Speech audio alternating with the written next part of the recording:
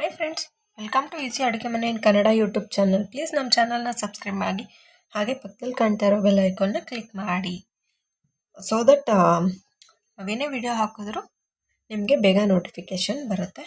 ಏನಾದರೂ ತಿನ್ನಬೇಕಲ್ಲ ಅಂತ ಯೋಚನೆ ಮಾಡುವಾಗ ನಾವು ಮತ್ತೆ ಕರೆದ್ಬಿಟ್ಟು ಬಾ ಸಮೋಸ ಮಾಡ್ಕೊಂಡು ತಿನ್ನೋಣ, ಹಾಗೆ ನಿಂಗೂ ಹೇಳ್ಕೊಡ್ತೀನಿ ಹೇಗೆ ಮಾಡೋದು ಅಂತ ಕರೆದ್ರು.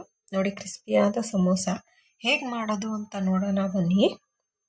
ಒಂದು ಬೊಟ್ಲಲ್ಲಿ ನಾನು 2 ಕಪ್ ಆಗುವಷ್ಟು ಗೋಧಿ ಹಿಟ್ಟನ್ನ ತೊಗೊಂಡಿದ್ದೀನಿ. ಅದಕ್ಕೆ ಅಜ್ವಾನ ಮತ್ತು ಸೋಂಪನ್ನ ಹಾಕಿ ಮಿಕ್ಸ್ ಮಾಡ್ತಾಯಿದ್ದೀವಿ. ಹಾಗೆ ಉಪ್ಪು ಮತ್ತು ತುಪ್ಪ ಹಾಕಿ ಒಂದು ಮಿಕ್ಸ್ ಕೊಡ್ತಾಯಿದ್ದೀವಿ. ನೋಡಿ ಫ್ರೆಂಡ್ಸ್, ಇದನ್ನು ಹಾಲಲ್ಲಿ ಕಲಿಸ್ಕೋಬೇಕು. ಹಸಿ ಹಾಲಾದರೂ ಪರವಾಗಿಲ್ಲ, ಕಾಯಿಸಿರೋದಾದರೂ ಪರವಾಗಿಲ್ಲ. ಇದನ್ನು ತುಂಬ ಗಟ್ಟಿಯಾಗಿ ಕಲಿಸ್ಕೋಬೇಕು. ಚಪಾತಿ ಹಿಟ್ಟಿನ ಥರ ಕಲಿಸ್ಕೋಬಾರ್ದು. ನೋಡಿ, ಈ ಥರ ಚೆನ್ನಾಗಿ ನಾದಿ ಲಾಸ್ಟಲ್ಲಿ 1 ಟೇಬಲ್ ಸ್ಪೂನ್ ಆಗೋಷ್ಟು ತುಪ್ಪ ಸವರಿ ಚೆನ್ನಾಗಿ ನಾದ್ಬಿಟ್ಟು ಇದನ್ನು ರೆಸ್ಟ್ ಮಾಡೋಕ್ಕೆ ಇಟ್ಬಿಡೋಣ. ಈಗ ಇನ್ನೊಂದು ಬೌಲಲ್ಲಿ ನಾನು 3 to 4 ಟೇಬಲ್ ಸ್ಪೂನ್ ಆಗೋಷ್ಟು ಕಾರ್ನ್ಫ್ಲವರ್ ತೊಗೊಂಡಿದ್ದೀನಿ.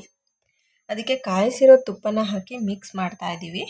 ನೋಡಿ, ಈ ರೀತಿಯಾಗಿ ತುಪ್ಪ ಸ್ವಲ್ಪನೇ ಹಾಕ್ಕೊಂಡು ಮಿಕ್ಸ್ ಮಾಡಿಕೊಂಡು ಇಟ್ಕೊಳ್ಳೋಣ.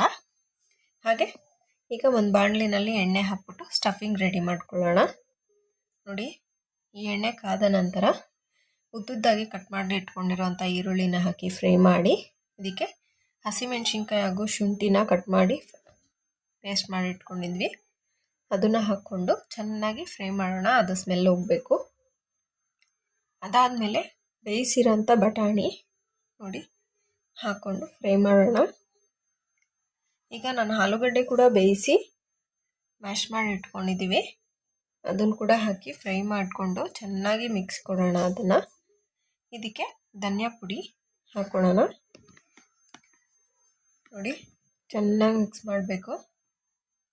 ಹಾಗೆ ಗರಂ ಮಸಾಲ, ಅಚ್ಚ ಖಾರದ ಪುಡಿ ಹಾಕಿ ಚೆನ್ನಾಗಿ ಫ್ರೈ ಮಾಡೋಣ. ಈಗ ರುಚಿಗೆ ತಕ್ಕಷ್ಟು ಉಪ್ಪು, ಆದಷ್ಟು ಮನೆಯಲ್ಲೇ ಮಾಡಿಕೊಂಡು ತಿನ್ನಿ ಫ್ರೆಂಡ್ಸ್. ತುಂಬ ರುಚಿಯಾಗಿ ಬರುತ್ತೆ, ತುಂಬ ಕ್ರಿಸ್ಪಿಯಾಗೂ ಇರುತ್ತೆ.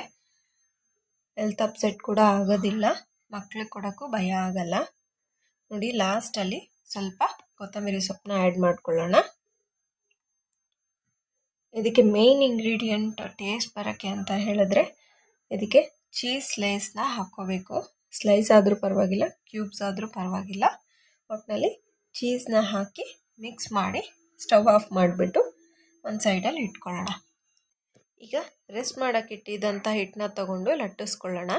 ನೋಡಿ ಫ್ರೆಂಡ್ಸ್, ಇದನ್ನು ತುಂಬ ತೆಳ್ಳಗೆ ಲಟ್ಟಿಸ್ಕೋಬೇಕು. ಚಪಾತಿ ಹಿಟ್ಟಿನ ಥರ ದಪ್ಪ ಲಟ್ಟಿಸ್ಕೊಂಡ್ರೆ ಕ್ರಿಸ್ಪಿಯಾಗಿ ಬರಲ್ಲ.